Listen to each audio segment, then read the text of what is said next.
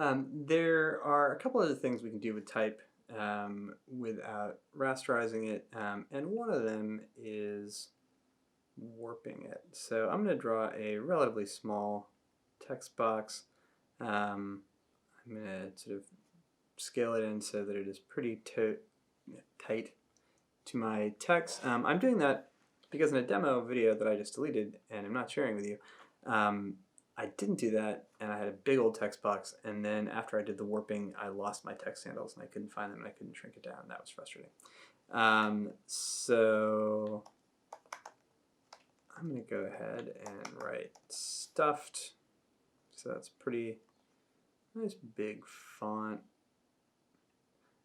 If, by the way, you start typing and you can't find any text, check and see what size your type is.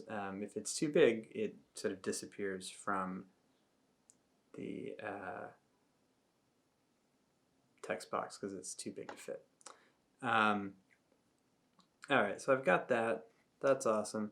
I'm going to go back up here, and to warp the text, the easiest way to do it is to click on this thing in the contextual menu. It doesn't look like it should be warped. It looks like it should be type in a path, but it's warped. I didn't design it. Don't yell at me. So we click on that and we get this warp text pop up, and I'm going to come down here to bulge and warp. Look at that, that seems pretty great. And I'm going to hit OK.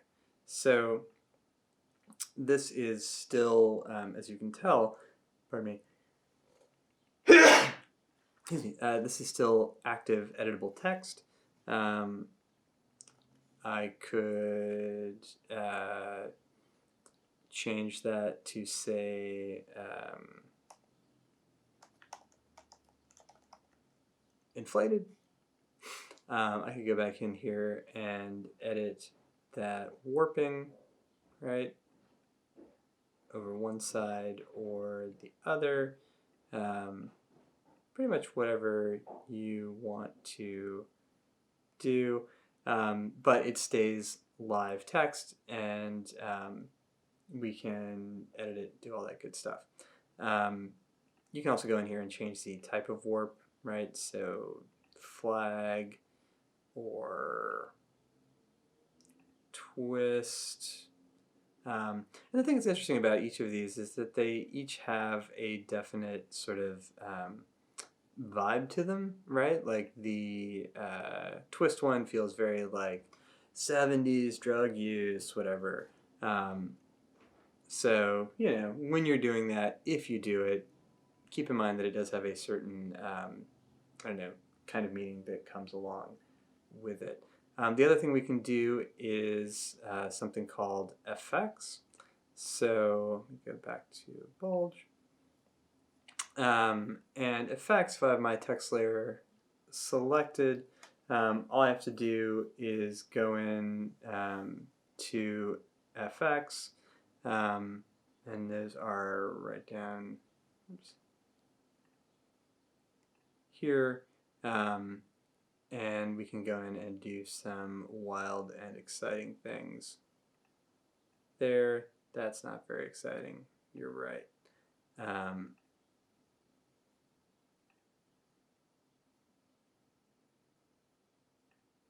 About bevel and emboss. I don't know. Let's do instead, let's do inner glow. That looks like fun. So, right, FX are again something that we can still go back in here and edit.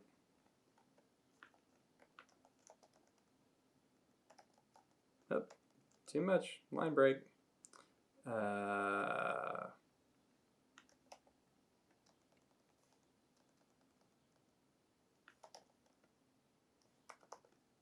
Nope, still too much. There we go. So Thanksgiving almost fits, doesn't quite.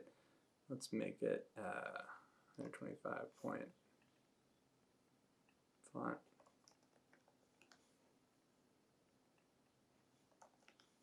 There. Cool. So again, you can still edit those things even though we've gone ahead and done these effects on here. You can see them over here in the layers palette, and you can turn those on and off. You can add multiple ones, like if I wanted for some reason a drop shadow on here, I don't know, I could do that. It seems like kind of a bad idea, but there you go. Right, obviously goes too far very quickly. We can put them in there and we can undo them, hide them, show them, edit them, all that good stuff. So go ahead and do a quick piece of text with a warp or transform on it. Throw a effect right from the FX thing right down here on it, and throw it in the Padlet.